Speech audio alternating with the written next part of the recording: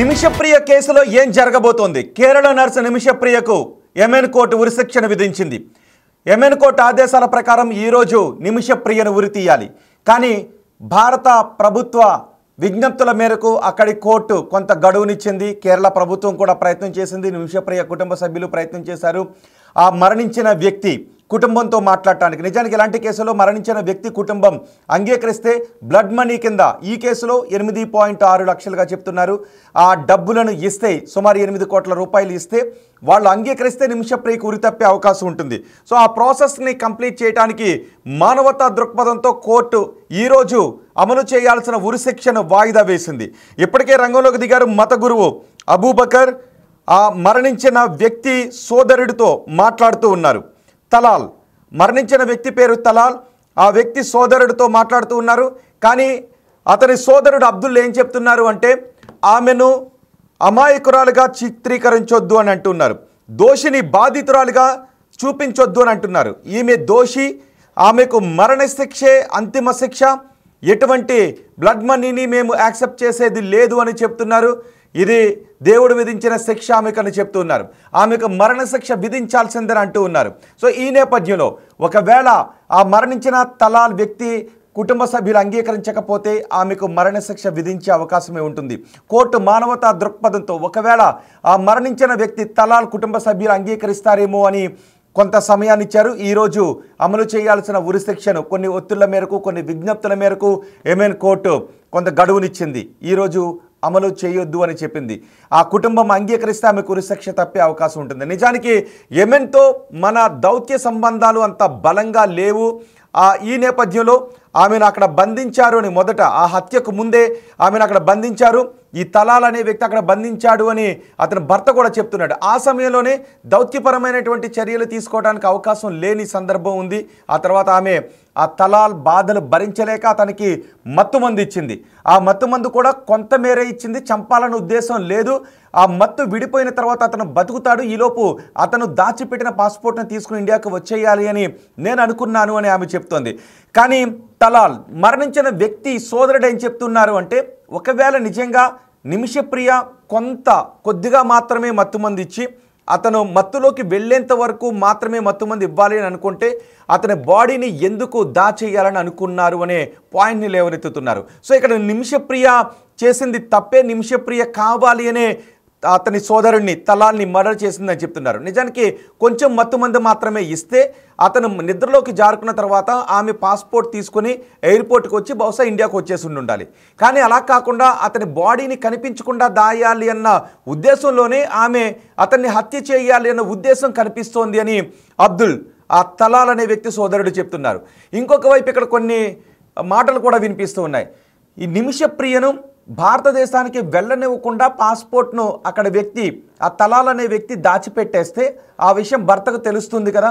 మరి అలా ఉన్నప్పుడు భర్త ఇక్కడ ఎటువంటి ప్రయత్నం ఆ రోజుల్లో ఎందుకు చేయలేదు, చేశాడా లేదా అన్న విషయంపై కూడా కొన్ని క్వశ్చన్స్ వస్తూ ఉన్నాయి. నిజానికి 2017లో ఈ తలాల్ అనే వ్యక్తిని నిమిషప్రియ యెమెన్లో చంపేసింది. మత్తుమంది ఇవ్వాలనుకున్నాను, చంపాలనుకోలేదు అని చెప్తున్నారు. ఎందుకు అని అంటే తన పాస్పోర్ట్ను దాచేసి తనను భారీగా ప్రకటించి తనను ఎటు వెళ్ళనివ్వడం లేదు, బంధించాడు అని చెప్తున్నారు.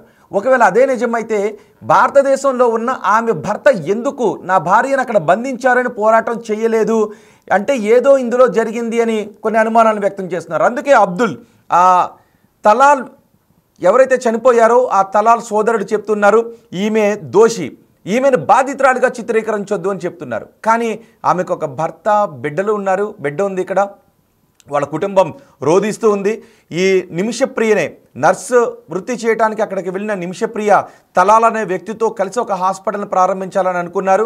ఆ తర్వాత హాస్పిటల్ని ప్రారంభించారు. వాళ్ళ మధ్య లావాదేవీలు నడిచాయి, హాస్పిటల్కి సంబంధించిన లావాదేవీలు. తర్వాత నిమిషప్రియ భర్త, బిడ్డ ఇంటికి వచ్చేసారు, ఇండియాకు వచ్చేసారు కేరళకి. తర్వాత నిమిషప్రియ మళ్ళీ యెమెన్కి వెళ్ళింది. యెమెన్కి వెళ్ళిన నిమిషప్రియ మళ్ళీ తిరిగి రాలేదు. అందుకు తలాల్ ఆమెను బలవంతంగా అక్కడ ఉంచేశాడు పాస్పోర్ట్ తీసుకుని అని చెప్తున్నారు. అతని చెర నుంచి తప్పించుకునే ప్రయత్నంలో అతనికి ఇచ్చిన మత్తు వికటించి ఈమె చనిపోయింది అనే చెప్తున్నారు. కానీ దీనికి మాత్రం అబ్దుల్ కుటుంబ సభ్యులు తలాల్ కుటుంబ సభ్యులు అంగీకరించట్లేదు, అబ్దుల్ అంగీకరించట్లేదు.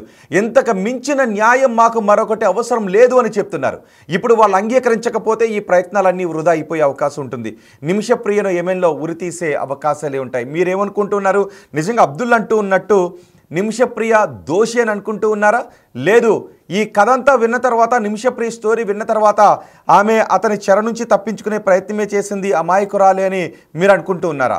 నిమిషప్రియకు యెమెన్ చట్టాల ప్రకారం ఉరిశిక్షకు అర్హురాలని మీరు అనుకుంటూ ఉన్నారా? నిమిషప్రియను ఉరి నుంచి ఏదో రకంగా వాళ్ళ కుటుంబాన్ని ఒప్పించి నిమిషప్రియను ఉరిశిక్ష నుంచి తప్పించాలని అనుకుంటూ ఉన్నారా? మీరేమనుకుంటున్నారో మీ అభిప్రాయాన్ని కమెంట్ బాక్స్లో తెలియచేయండి. ఇంకా ఈ ఉత్కంఠ మాత్రం కొనసాగుతూ ఉంది. నిమిషప్రియ తరపున అబూబకర్ మత గురువు చేస్తున్నటువంటి ప్రయత్నాలు ఫలించడం లేదు.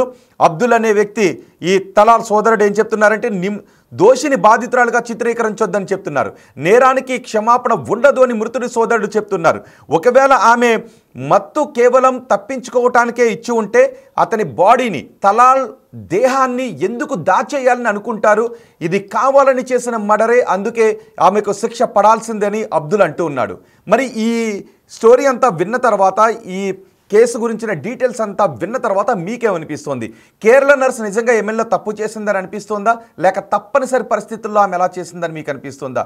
మీ అభిప్రాయాన్ని కమెంట్ బాక్స్లో తెలియచేయండి. మరి చూద్దాం. ఇప్పటి వరకు అయితే కుటుంబ సభ్యులు అంగీకరించడం లేదు. ఆ బ్లడ్ మనీ మాకు వద్దు అని అంటున్నారు. మాకు బ్లడ్ మనీ వద్దు, మా సోదరుడి రక్తాన్ని కళ్ళ చూసిన ఆమె బతకటానికి హక్కు లేదు, ఆమె మరణించి తీరాలి, ఆమెకు ఉరిశిక్ష అమలు చేయాలి, యెమెన్ చట్టాల ప్రకారం ఉరిశిక్ష అమలు చేయాలని చెప్తున్నారు. యెమెన్లో షరియా చట్టాలు అమల్లో ఉంటాయి. కన్ను కన్ను, కాలు కాలు, ప్రాణానికి ప్రాణం అనే విధంగా ఆ చట్టాలు ఉంటాయి. ఇప్పుడు ఆమె ఆ తలాల్ అనే వ్యక్తిని ప్రాణాలు తీసింది కాబట్టి ఈమె ప్రాణాలు కూడా ఉండటానికి వీలు లేదు అని అబ్దుల్ కుటుంబం చెప్తోంది, తలాల్ కుటుంబ సభ్యులు చెప్తున్నారు. మరి ఇప్పుడు తలాల్ కుటుంబ సభ్యులు ఎట్టి పరిస్థితుల్లో అంగీకరించమని చెప్తున్న నేపథ్యంలో ఇక కోర్టు ఏం చెబుతుంది అన్న దానిపైనే ఇప్పుడు ఉత్కంఠ కనిపిస్తుంది. తలాల్ కుటుంబ సభ్యులు ఒప్పుకోకపోతే నిమిషప్రియకు ఉరిశిక్షను అమలు చేసే అవకాశం ఉంటుంది. బహుశా ఈరోజు ఇంకా సంప్రదింపులు జరుగుతూ ఉన్నాయి. ఈ సంప్రదింపులు మరి ఫలితాన్ని ఇస్తాయా? ఇప్పటి వరకు అయితే మాత్రం వాళ్ళు అంగీకరించట్లేదు. మరి ఈరోజు సాయంత్రానికైనా ఫలితాన్ని ఇస్తాయా, లేదు రేపు కూడా సమయం తీసుకునే అవకాశం ఉంటుంది? ఈ చర్చలు ఫలితాన్ని ఇస్తాయా?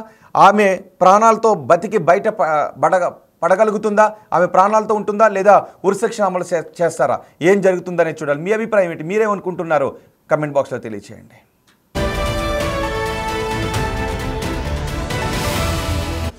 The Big Folk Night 2025 celebrating the soul of Telangana. August 23 సాయంత్రం 6 గంటల నుండి ఎల్బీ స్టేడియంలో. టికెట్స్ బుకింగ్ కోసం ఎంట్రీ వాలా యాప్ను డౌన్లోడ్ చేసుకోండి.